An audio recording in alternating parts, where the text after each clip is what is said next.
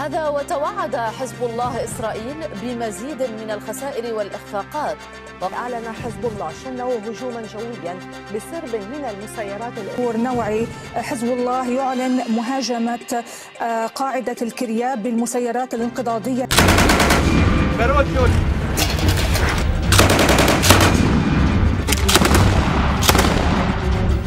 Attack on a military base in Hawadli, north of the capital Mogadishu. Now, this latest attack comes a day after the government announced it had recaptured the key port of ciidamada dawladda oo uu ku sheegay in ay yihiin kuwa geesiyaal ah oo mar walba u taagan in ay iska difaacaan dhagarta ka dhacay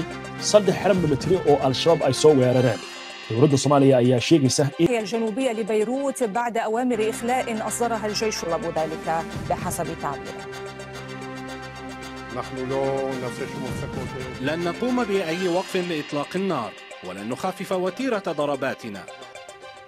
شدد وزير الأمن الإسرائيلي الجديد إسرائيل كاتس خلال أول زيارة له إلى مقر القيادة.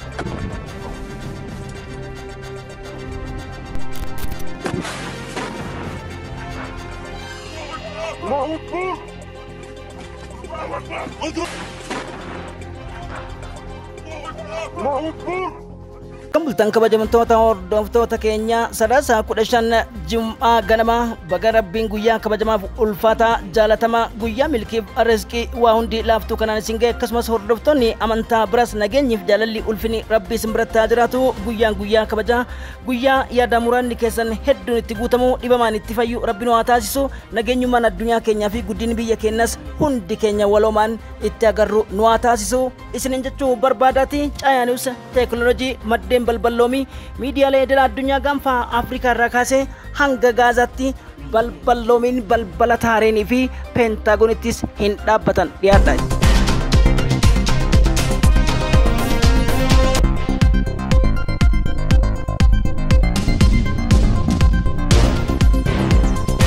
Hasan Mahmud Sharifi imamata barnoota hawaasa yookiin ji'oogiraafii jedhamu Somaalee Itoophiyaa akkasumas kutaan Itoophiyaa baha Keenya jedhanii ajandaa haarawaan hojmane nu kennuudhaaf gadi ba'uu isaaniitii fi al-shabaab ammoo meeshaa hidhannoo raayyaa ittisaa fi qondaala ajajaa waraanaa Odaawoo Yuusuf Raageedha harkaa hiikkachiisuu fi dubbittiin Mogadishoo loltoota gaddaan galteef Hamzaa Abdii Barreeffaa maal jedhan galaalcha bal'aa dhageettu filannoo biyyoolessa kan dimookiraasiidha paartiiwwan hunda hirmaachiseef ifaaf bilisaa hargeessaanii hiriyyaan Itoophiyaadha gaggeessuuf jedhames miidiyaalee idil addunyaatiin uwwisaa argachuu fi Jubbaaland Somaaleeland akkasumas Puutlaandii fi Mogadishoo ta'uudhaan wanta tarroo itti fakkaatti garaad HBN BBC Sky News First Post damee Afrikaa akkasumas Global News fi African Economics kan keessatti balballoomiin dhageettan ta'a dubbittiin amma Hasan Mahmud Sharif gadiin bahanii fi dubbittiin isaa Masri wariin waywaacha gurguddaa liigii Arabaaf murtoowwan gurguddaa irratti maal jedhan kan jedhanis balballoomii keenya gahaa keessatti argattan bulchaan Gaarowweedha. Si'achi eenyulleen bulchiinsa Riippaabilikii Dimokiraatawaa Mogadishoodha kan abbaan tokko liiga daraasuun hin qoraafamnu jechuun ibsa baasan Puutlaand Jubbaalandiin wal qabsiiseeti dhimmoota jiran miidiyaalee wabeeffachuun gurraan isin geenya.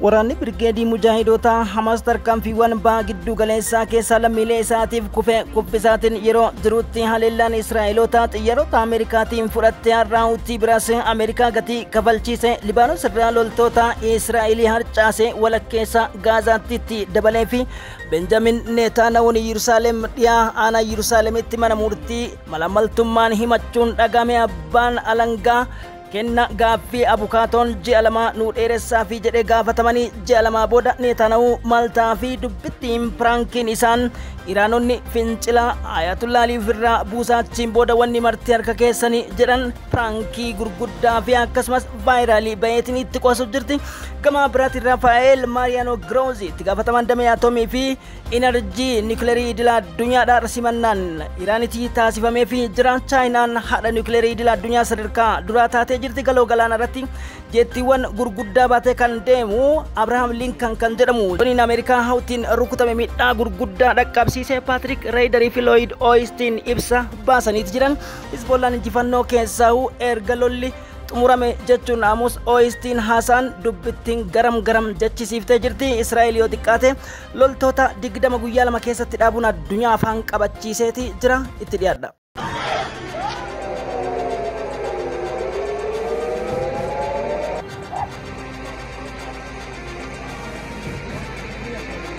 doorashooyinka waa hormuudka Soomaalida oo tooshka iftiinkaasu ka baxayo ayaga haya. haddaba daawadayaal xaaladdu xagee ayaa fadhi aan caadi ahayn wuxuu isugu yeeray golaha wakiilada ee Somaliland si looga doodo maamuuska xayuubinta waxa lagu yeeray Maxamed Abiib oo ah xildhibaan ka helayaan. waa gartay wasaaradda amniga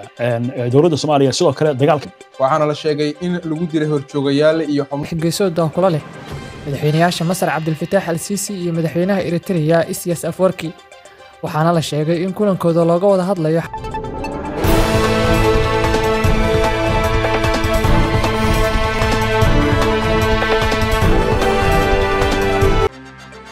الوطن الفلسطيني من مضمونه بطريقة مدروسة وممنهجة. محمد، ماذا في تطورات الساعات الأخيرة لهذا اليوم؟ على الأراضي الفلسطينية وتوسع نطاق تلك العمليات العسكرية للجمهورية اللبنانية تأتي هذه القمة.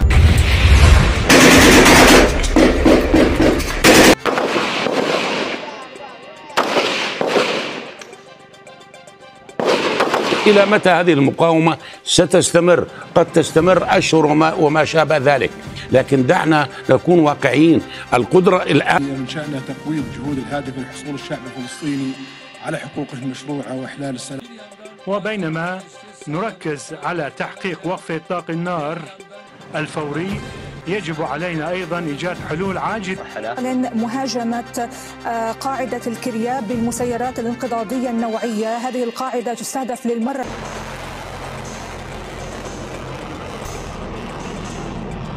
seenaawwan afoola dabaa walitti funaanuudhaan falli biraa kan harka badee fi gundoo dubbiidhaas maraaf kaayiroo kan gufateen pirezidaant Hasan Mahmud Sharif walgahiiwwan tibba kana liigii arabaaf biyyoota islaamaa riyaaditti gaggeeffamaa ture. achiin haalli qilleensaa itti ulfaate kan fakkaatu gammatta asmaraa kan galinii fi sodaa gurguddaa akka qabu maddeen naannicha odeeffanne galaalchuu irratti argaman. Pirezidaant Hasan Mahmud Sharif Itoophiyaa bahaa akkasumas Somaaleen Itoophiyaa dabalatee kutaa keenya jechuudhaan dhaloonni akka baratu kitaabaan maxxansuun isaanii miidiyaalee idil addunyaatiif uwwisa ta'uun ajandaa Isaayyaas Afewerqii fi Abdul Fattah Al-Sisi akka ta'e yeroo dubbatamaa jirutti haleellaan gurguddaan loltoota raayyaa ittisaa kan Somaaleedhaa fi milishoota naannichaa bobbaa fi opereeshinii Al-Shabaab kophatti deeman Al-Shabaab harka duwwaa galchee kan harkaan qabee kan maal jedhee Hasan Mahmud Sharif Asmara bakka jiranitti akkasumas Hamza Abdi Barree oduu gadda dhageenii jiran. Pirezidaant Hasan Mahmud Sharif Madoobeedha kutaawwan biyyattii hunda keessatti mormiin gurguddaan keessattuu nageenyaaf tasgabbii akkasumas imala egeree guddina Somaaliyaa Mogadishoo irratti haalli amma qabatamaan jiru wal shakkiin gurguddaa fincilli yeroo adda addaa dhoo'eef haleellaan masara mootummaa wabeeffatee fi akkuma raawwate BBC'n loltoonni hidhattoota kutaa bahaa Mogadishootti ajjeefamuu fi Al-Shabaab meeshaawwan gurguddaa akka Breenii fi hidhannoo harkaa Rebiijii dabalatee harkaa eeggate milishoonni xiyyaana baasii kanneen hafan akka galantu himamaatii jiran. Haleellawwan kutaa Somaaliyaa magaalotaaf akkasumas dhaabbilee gurguddaa irratti raawwachuudhaan dhiyeenya kana keessattuu erga Itoophiyaa fi akkasumas humnoota gurguddaa irratti xiyyeeffachuun Masriin shariikummaa taasiftee wiirtuuwwan Al-Shabaab argama jedhanitti Araboonni buufatanii hangammatti firra taa'aa jiraachuuf Itoophiyaan iddoowwan istiraatejii 12 gurguddoo ta'an daandiiwwan xiyyaaraatii fi loltoota 20,000tti lakkaa'aman kan amisoom dabalateetiin kutaawwan Somaaliyaa kibba dhiyaa Somaaliyaa Gaarowwee Somaliland Jubba Laandii Puutland dabalatee hawaasni biyyattii gosa warra Hawwiyaa jedhamuun alatti hundi isaaniitiyyuu akka raayyaan ittisa biyyaa dhugaa qabuuf Faje dadhabbii gurguddaa qabuuf abadan saniin ala wabiin qabnu jechuun mormii dhageessan afaan qawweetiin doorsisaniitiin kan ukkaamsa jiran sagaleen Somaalota qulqulluudha dhooheetiin Somaaliyaan abadan jechuun riippaabilika adda addaatti ce'aa jiraachuudha miidiyaaleen idil addunyaa gabaasan. Hormuudka Soomaalida oo tooshka iftiinkaasu ka baxayo ayaga haya. haddaba daawadayaal xaaladdu xagee ayay laga furtay al-shabaabna waxa uu sheegay in ay tahay u diray ciidamada xoogga dalka iyo kuwa daraawiishta Jubbaland sanadii iyo hubkii laga furtay al-shabaab si looga doodo maamuuska xayuubinta waxa loogu yeeray Maxamed Abiib oo ah xildhibaan ka tirsan golaha wakiilada ee Somaliland. xildhibaankan ayaa hadda The Kenyan military spokesperson indicated that claims from the group were false as the operation to pursue the terrorists. Somaliland fi Ethiopian waligalteen hula galaanaadha walii mallatteessanii asii akkasumas achi dura wanti Maqdishoon intaaseen hin jiru gaarri dhagaa mukti Hasan Mahmud Shariifii fi bulchiinsi gurguddoon beekamoon isaan duraan Farmaajo dabalatee raawwatin hin jiru keessattuu gosoota aantummaa taasifachuudhaan akka Abdi Museefi yookiin ammoo Muusaa Abdiidha pirezidaantiin Somaliland hargiisaadha isaan gorraa fonqolanii saniin booda warra isaanii irra kaan yaaliiwwan gurguddaa taasisuudha Somaaliyaa kibba lixaatti akkuma beekamoo Ahmad Gaarowwee qofate kan itti dammaqe jedha Africa News akkasumas SBN kan Somaaliyaadha gabaasa kanan wal qabsiisee filannoon pirezidaantummaa Somaliland hargiisaan gaggeessaa jirtu osoo hin xumuramin gammattiyyuu Museefi abdiidha dursaa akka jiran odeeffannoo hargiisaa irraa arganne kan galaalchuu irratti jiran Jubba Landis boordiiwwan filannoodha miseensota koree waliigala miseensota paarlamaaf akkasumas hawaasa keessaa filataman torba gurguddoo amanamoo fi muuxannoowwan gurguddoo qaban torba filachuudha Muhammad Ahmad Islaan yookiin madoobeen ibsaniiti jiru kanaan booda bulchiinsi caaseffama Maqdishoo mootummaa federaalaa wajjin taasifnu cite jechuudha Kismaayoon beeksifte jirti kan jedhan gabaasa keenyarratti. دولة فلسطين مسؤولياتها السيادية وإعادة النازحين إلى بيوتهم بكل وقاحة وقف إطلاق النار الفوري يجب علينا أيضا إيجاد حلول عاجلة مرحلة تفوق الخيال حفظه الله ورعاه ولا يزال الاحتلال تواصل على قطاع غزة حيث أفادت مصادر طبية للجزيرة بسقوط 11 شهيدا في غارات لرغبة دولنا العربية والإسلامية إشراك أكبر عدد ممكن من الدول وخاصة أعضاء المنظمة الإسرائيلية إن طائرة بدون طيار انفجرت في منطقة عسكرية جنوب حيفا في الأراضي. جانبها أعلنت كتائب القسام أنها أوقعت 10 جنود إسرائيليين قتلى.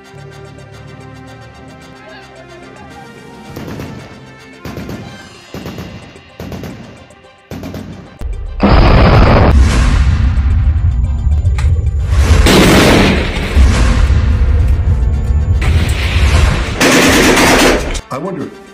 did he tell you how much that attack cost? Iraanonni torbeewwan muraasa dura yoo kan yaadattan taate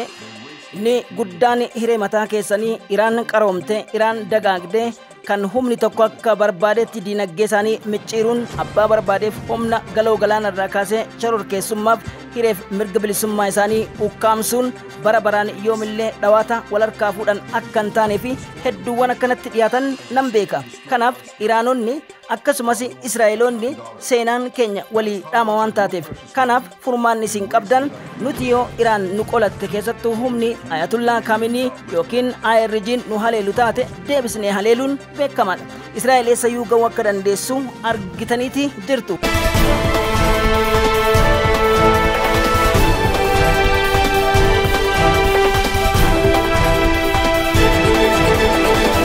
جابوا لنا مساعدات وكنها مبيت إنه يعني بدهم يضللونا بالمساعدات على أساس إنه إحنا قاعدين مطمئنين. The war in Gaza has now lasted.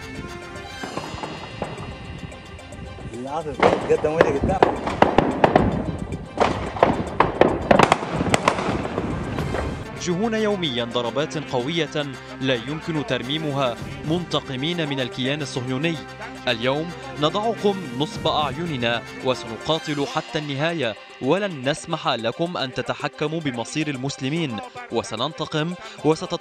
أعلن قائد حرس الثورة في إيران اللواء حسين سلامي خلال افتتاح مناورات نصر الله القتالية الأمنية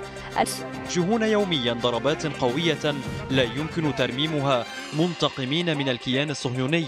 اليوم نضعكم نصب أعيننا وسنقاتل. معادية تستهدف بلدنا، وحققت العملية أهدافها بنجاح كيتين في البحر الأحمر، وذلك بعدد من الصواريخ البالستية والطائرات المسلحة. yeroo benjaamin netanyahuun shororkaa biraatii fi walakkeessa riippaabilikii islaamaatti hiriira dhoosna jedhaniitiin waywaachaa jiranii fi haleellaan marsaa sadaffaa kun israa'eliin dhidhimsee addunyaaf akka fiilmii tiraajidiitti daawwachiisa jedhan Hizbollaan Amos Oistiin miseensi mana marii White House Hamasii fi Hizbollaan dadhaban jedhee gabaasni gaddaa kan alaabaa gadi buuse Birgeedii Mujaahidoota Al-Aqsaa kutaa Beetu Ahanuuniif Jabaliyaa irratti har'a haleellaan inni fudhate loltoota Israa'elii 5 dhidhimse. Israa'el yoo diqqaatte jedha gabaasni Al-Jadiid Al-Maadiyaaf Al-Arabiyaa kaleessaa fi dheengadda qofa loltoota 20 dhabde har'a 6 gubbaanitti dabalatte. Gaazaatti 5 kaleessaa 4 herregni staatiksiidha. Bezalil Simotrichiif Israa'el kaat ministeera raayyaa ittisa Tata takkahu haragalfii argadheedha Yoav Galant aninuma nageetti bahe wantitti fakkaatti haa ta'uuti dubbitti mana murtii aanaa Yerusaalemiin korrapshinii yookiin malaammaltummaa gurguddaa keessatti dhuubamuu kanaan duras odeessisanii kennineen manni murtii himanna bane hanga waraanni Gaazaa xumuramutti ji'a 2 jechuun abukaatoon Benjaamin Netanyahuudha beellama gaafatan. Benjaamin Netanyahuun hidhaan akka isaan eeggatu duraanuu miseensonni Masaanuu paartii ta'an kan mormanii fi akeekkachiisan ta'uu yeroo adda addaatti miidiyaaleen gabaasaa turan nutis gabaasaa turre. Birgeedii Mujaahidoota Raafaa kutaa ta'an Alalwaa akkasumas kutaawwan bebbeekamoo Kibbaal Zeytuunii dabalateetiin amma immoo walakkeessa kutaa Jabaliyaa dhuunfachuuf loltoonni Israa'elii akka baanatti kan argufamanii fi naannicha gadi dhiisuu jiraattonni Al-Arabiyaatti himaniiti jiran. Misaa'ilota guyyaa guyyaarraan akka nama uffata haaraa jijjiiratutti Hizbollaan Birgeediin Hasan Nasrallaaf naayif Qaasimin har'a gaggeeffamaatii jiru haleellawwan magaalaa Haifaa Meetulaa Beek jedhaman hunda kan dhidhimse ta'uu fi loltoonni gara Libaanos seenna jedhanii cabsan hundi isaanii akka dadhabantu himamaatii jiran. Israa'el kaatabbaan lolaatii fi ajajamaan hiriyyaan Benjaamin Netanyahuudha yeroo kamiyyuu caalaa injifannoo kenna goolabne jechuuf dhaadachuun guyyaa 3 keessatti ministeera addunyaa irratti sobaan beekame ta'etti miidiyaaleen piraankii irratti hojjechaa jiraachuu Indian Times daawwachuu dandeettu kabajamtoota hordoftoota keenya. Haleellawwan gurguddaan keessattuu diroonota kanneen hin mul'annee fi odeeffannoowwan raadaarii fi ija raadaarii dhokatan hedduun isaanii Iron Dome fi sagalee qilliftuu balaa tasaa yookiin Siren Alarm jettu duudaa taasisuun dhagame. Qorannoo taasifameen tarii teeknishaanonni duubatti harkifachuu yookiin ammoo yoo balaan saayibariidha isaan mudate ta'uun beekama.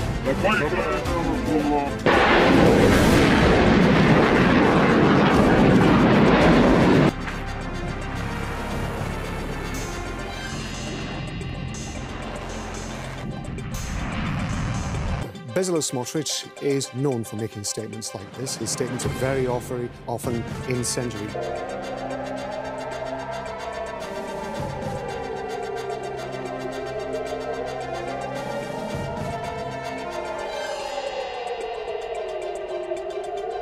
خدموا في قطاع غزة وعلى صور أقمار اصطناعية لتحديد نقاط سيطرة الجيش. إطلاق أكثر من 40 صاروخا من لبنان باتجاه الجليل. المحاصرة لا يستطيعون مغادرتها، لافتا إلى أن أوامر الإخلاء الصادرة عن الجيش الإسرائيلي قد تتحول إلى بدأ الاحتلال الإسرائيلي بعد ذلك توسيع هذا المحور رويدا قليلا إلى الشمال وإلى الجنوب من أجل حماية الجنود الإسرائيليين من عمليات. منظومات الدفاع الجوي الإسرائيلي 3 صواريخ على الأقل فوق تل أبيب. هذا وطالبت شرطة الاحتلال الإسرائيلي. نشرت القسام مشاهد لاستهداف مقاتليها آليات جيش الاحتلال في محور التوغل شرق مخيم جبل. من الضاحية الجنوبية لبيروت نحن أمام ولن نبدل تبديلا. لبيك يا رسول الله.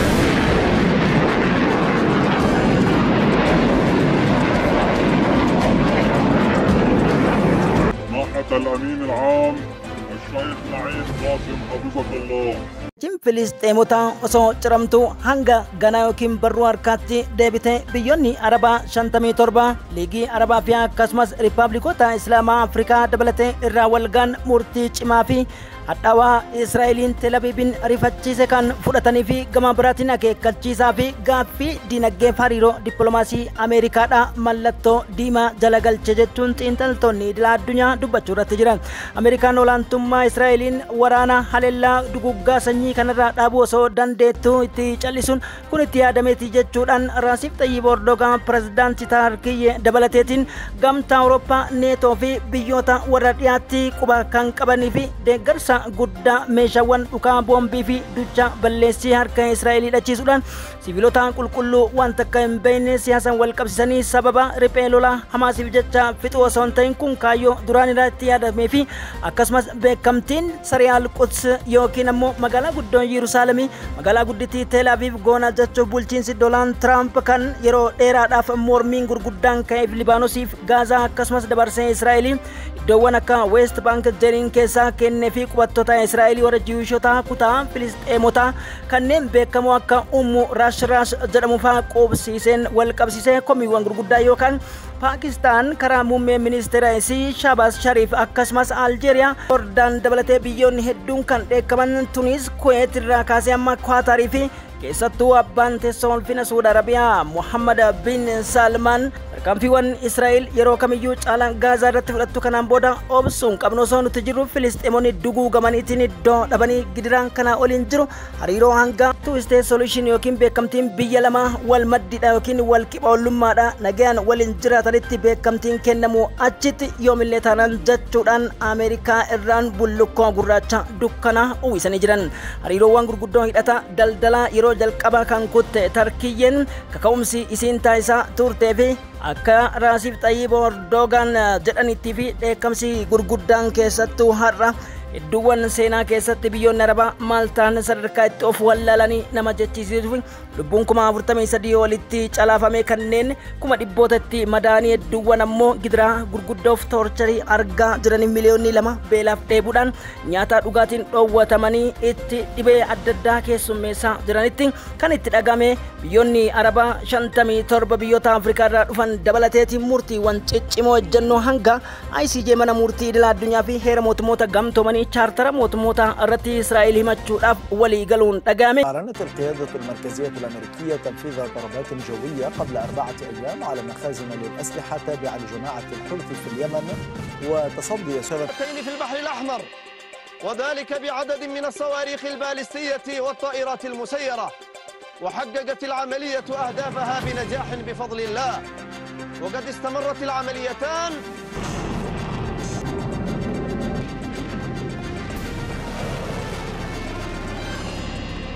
get at this point in time to some concrete, tangible, visible results that will gamtaa Awurooppaas ta'e dhaabbileen bu'uuraa hundi kan beekuu qaban yoo jiraate akka yaadne miti Iraan iftoominaan waliigalteewwan gurguddoo fi atoomii nagayaa fi humna annisaa maddisiisuudhaa fi karra hunda isinii saaqa jechuun wal qabsiise dhimmoota gurguddoo hudhaa ta'anii fi kanneen barbaachisoo ta'anii fi irraa shakkii qaban hunda sakatta'uu fi bilisa ta'uu isiitii fi walaba taatee nu eeyyamuun isii kun aantummaadha garsiisa. Gaafatamaan damee dhukaa atoomii kan Iraanidha. Rakkoowwan gurguddaa addunyaan nurraa qabdu kamuu iftoominaan yeroo kamiyyuu cala atoomiin keenyaa fi dhaabbanni kuusaa kan niikileriidha nagayaaf ta'uu fi humna diinagdee fi industiriidhaaf qofa kan Iraan fayyadamtu ta'uu jalqabas himnee jirra jechuun warroonni kana wal qabsiisee Iraan burkuteessuu barbaadanii fi ergama biraa qaban yeroo kamiyyuu caala tariitti qaana'uu danda'u waan hojjennu kamuu iftoominaan hojjanna nageenyummaadhaaf qofa hojjanna jechuun ibsuu isaaniitii fi ministeera damee alaatiin wal arguu isaanis kan ibsanidha kabajamtoota hordoftoota keenya.